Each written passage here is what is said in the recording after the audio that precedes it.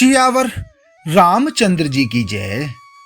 रामायण अयोध्या कांड द्वितीय सोपान मास परायण का 20वां विश्राम भाग 7। श्री राम जी लड़कपन से ही यह बान है कि वे प्रेम को पहचान कर नीति का पालन करते हैं। श्री रघुनाथ जी सील और संकोच के समुद्र हैं। वे सुंदर मुख के या सबके अनुकूल रहने वाले, सुंदर नेत्र वाले या सबको कृपा और प्रेम की दृष्टि से देखने वाले और सरल स्वभाव हैं।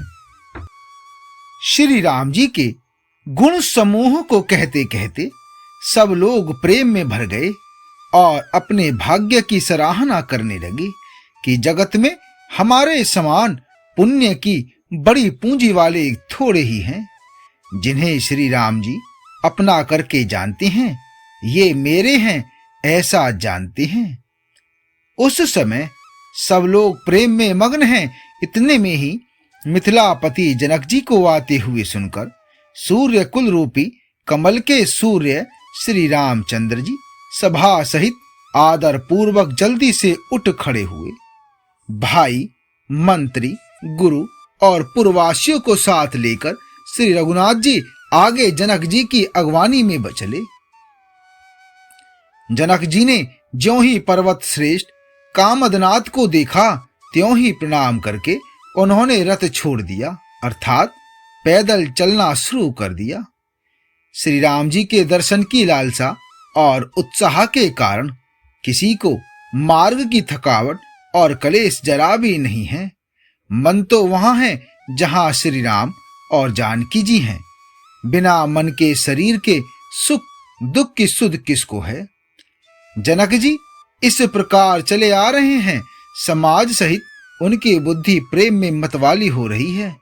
निकट आए देखकर सब प्रेम में भर गए और आदर पूर्वक आपस में मिलने लगे। जनक जी वशिष्ठ आदि अयोध्यावासी मुनियों के चरणों की वंदना करने लगे और श्री रामचंद्र जी ने सतानंद आदि जनकपुरवासी ऋषियों को प्रणाम किया। फिर भाइयों समेत श्री राम जी राजा जनक जी से मिलकर उन्हें समाज सहित अपने आश्रम को लिवा चले। आश्रम सागर शांत रस पूरन पावन पाथु सेन मनहु करुणा सरित लिए जाहि रघुनाथु। अर्थात श्री राम जी का आश्रम शांत रस रूपी पवित्र जल से परिपूर्ण समुद्र है। जनक जी की सेना समाज मानो करुणा करुण रस की नदी है, जिसे रघुनाथ जी उस आश्रम रूपी शांत रस के समुद्र में मिलाने के लिए ले जा रहे हैं। यह करुणा की नदी इतनी बढ़ी हुई है कि ज्ञान वैराग्य रूपी किनारों को डुबाती जाती है। शोक भरे वचन नद और नाले हैं जो इस नदी में मिलते हैं, और सोच की लंबी सांसें ही वायु के झकोरों से उठने वाली तरंगे हैं जो धैर्य रूपी किनारे के उत्तम वृक्षों को तोड़ रही है। अनक विषाद अर्थात शोक ही उस नदी की तेज धारा है। भय और प्रेम मोह ही उसके असंख्य भंवर और चक्र हैं। विद्वान मल्लाह है, विद्या ही बड़ी नाव है, परंतु वे उसे खे नहीं सकते हैं। उस विद्या का उपयोग नहीं कर सकते। किसी को उसकी अटकल ही नहीं आती है। वन में विचरने वाले बेचारे कोल किरात ही यात्री हैं जो उस नदी को देखकर हृदय में हार कर थक गए हैं। यह करुणा नदी जब आश्रम समुद्र में जाकर मिली तो मानो वह समुद्र अकुला उठा, अर्थात खौल उठा। दोनों राज समान शोक से व्याकुल हो गए। किसी को न ज्ञान रहा, न धीरज और न लाज ही रही। राजा दशरथ जी के रूप गुण और सील की सराहना करते हुए सब रो रहे हैं और शोक समुद्र में डुबकी लगा रहे हैं। शोक समुद्र में डुबकी लगाते हुए सभी स्त्री पुरुष महान व्याकुल होकर चिंता कर रहे हैं।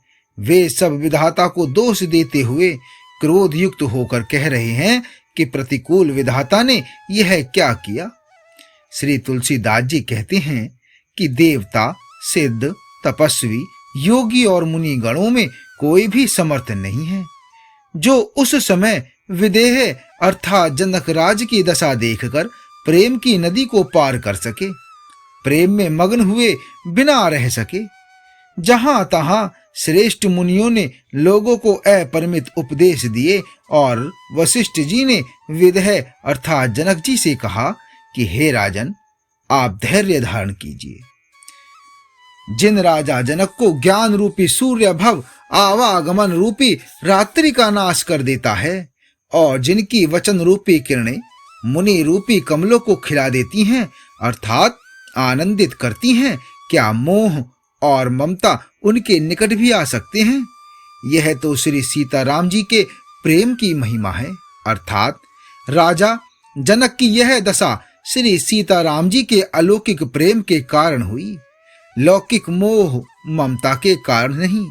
जो लौकिक मोह ममता को पार कर चुके हैं उन पर भी श्री सीताराम जी का प्रेम अपना प्रभाव दिखाए बिना नहीं रहता। विषय साधक सिद्ध सियाने, त्रिविध जीव जग वेद बखाने। राम स्नेह सरस मन जासु, साधु सभा बड़ आदर तासु। अर्थात विषय साधक और ज्ञानवान सिद्ध पुरुष जगत में ये तीन प्रकार के जीव वेदों ने बताए हैं। इन तीनों में जिसका चित्त श्री राम जी के स्नेह से सरस सराबोर रहता है, साधुओं की सभा में उसी का बड़ा आदर होता है। श्री राम जी के प्रेम के बिना ज्ञान शोभा नहीं देता। जैसे कर्णधार के बिना जहाज वशिष्ठ जी ने विदेह राज अर्थात जनक जी को बहुत प्रकार से समझाया। तदनंतर सब लोगों ने श्री राम जी के घाट पर स्नान किया। स्त्री पुरुष सब शोक से पूर्ण थे। वह दिन बिना ही जल के बीत गया, अर्थात भोजन की बात तो दूर रही, किसी ने जल तक नहीं पिया। पशु पक्षी और हिरणों तक ने कुछ आहार नहीं किया। तब प्रियजनों एवं कुटुंबियों का तो विचार ही क्या किया जाए। निमिराज जनक जी और रघुराज रामचंद्र जी तथा दोनों ओर के समाज ने दूसरे दिन सवेरे स्नान किया और सब बड़ के वृक्ष के नीचे आ बैठे। सबके मन उदास और शरीर दुबले हैं। जो दशरथ जी की नगरी अयोध्या के रहने वाले और जो मिथिलापति जनक जी के नगर जनकपुर के रहने वाले ब्राह्मण थे तथा सूर्य वंश के गुरु वशिष्ठ जी तथा जनक जी के पुरोहित सतानंद जी, जिन्होंने सांसारिक अभ्युदय का मार्ग तथा परमार्थ का मार्ग छान डाला था, वे सब धर्म नीति वैराग्य तथा विवेक युक्त अनेकों उपदेश देने लगे। विश्वामित्र जी ने पुरानी कथाएं कह कह कर सारी सभा को सुंदर वाणी से समझाया। तब श्री रघुनाथ जी ने विश्वामित्र जी से कहा कि हे नाथ, कल सब लोग बिना जल पिए ही रह गए थे, अब कुछ आहार करना चाहिए। विश्वामित्र जी ने कहा कि श्री रघुनाथ जी उचित ही कह रहे हैं, 2.5 पहर दिन आज भी बीत गया। विश्वामित्र जी का रुख देखकर तिरहुत राज जनक जी ने कहा, यहाँ अन्न खाना उचित नहीं है। राजा का सुंदर कथन सबके मन को अच्छा लगा। सब आज्ञा पाकर स्नान को चले। उसी समय अनेकों प्रकार के बहुत से फल फूल पत्ते मूल आदि बहगियों और बोझों में भर भर कर वनवासी कोल किरात लोग ले आए। श्री रामचंद्र जी की कृपा से सब पर्वत मनचाही वस्तु देने वाले हो गए। वे देखने मात्र से ही दुखों को सर्वथा हर लेते थे। वहां के तालाबों, नदियों, वन और पृथ्वी के सभी भागों में मानो आनंद और प्रेम उमड़ रहा है। बेलें और वृक्ष सभी फल और फूलों से युक्त हो गए। पक्षी, पशु और भौरे अनुकूल बोलने लगे। उस अवसर पर वन में बहुत उत्साह आनंद था।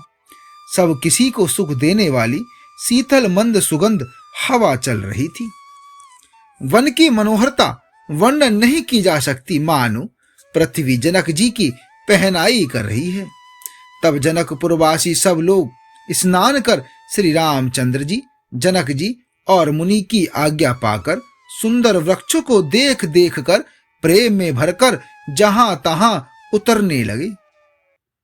पवित्र, सुंदर और अमृत के समान स्वादिष्ट अनेकों प्रकार के पत्ते, फल, मूल और कंद श्री राम जी के गुरु वशिष्ठ जी ने सबके पास बोझे भर भर कर आदर पूर्वक भेजे। तब वे पितृ देवता, अतिथि और गुरु की पूजा करके फलाहार करने लगे। इस प्रकार 4 दिन व्यतीत हो गए।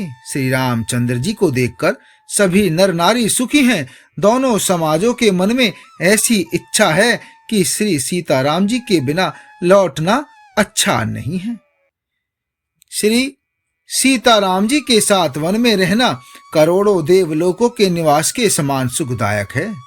श्री लक्ष्मण जी, श्री राम जी और श्री जानकी जी को छोड़कर जिसको घर अच्छा लगे, विधाता उसके विपरीत है। जब देव सबके अनुकूल हो तभी श्री राम जी के पास वन में निवास हो सकता है। मंदाकिनी का तीनों समय स्नान और आनंद तथा मंगलों की माला रूप श्री राम का दर्शन। श्री राम जी के पर्वत कामदनाथ वन और तपस्वियों के स्थानों में घूमना और अमृत के समान कंदमूल फलों का भोजन 14 वर्ष सुख के साथ पल के समान हो जाएंगे, अर्थात बीत जाएंगे, जाते हुए जान ही न पड़ेंगे। ए सुख जोग न लोग सब कहि कहा सुभागु, सहज सुभाय समाज दुहु राम चरण अनुरागु। सब लोग कह रहे हैं कि हम इस सुख के योग्य नहीं हैं, हमारे ऐसे भाग्य कहाँ। दोनों समाजों का श्री रामचंद्र जी के चरणों में सहज स्वभाव से ही प्रेम है। इस प्रकार सब मनोरथ कर रहे हैं। उनके प्रेम युक्त वचन सुनते ही मनों को हर लेते हैं। उसी समय सीता जी की माता श्री सुनयना जी की भेजी हुई दासियां कौशल्या जी की आदि के मिलने का सुंदर अवसर देख कर आईं। उनसे यह सुनकर कि सीता की सब सासुएं इस समय व्रत में हैं, जनक राज का रनिवास उनसे मिलने आया। कौशल्या जी ने आदर पूर्वक उनका सम्मान किया और समयोचित आसन ला कर दिए। दोनों ओर सबके शील और प्रेम को देखकर और सुनकर कठोर वज्र भी पिघल जाते हैं। शरीर पुलकित और शिथिल है और नेत्रों में शोक और प्रेम के अश्रु हैं। सब अपने पैरों के नखों से जमीन कुरेदने और सोचने लगी। सभी श्री सीताराम जी के प्रेम की मूर्ति सी हैं, मानो स्वयं करुणा ही बहुत से वेश रूप धारण करके विसूर रही हो, अर्थात दुख कर रही हो। सीता जी की माता सुनयना जी ने कहा। आगे का भाग 8 में। जय श्री राम।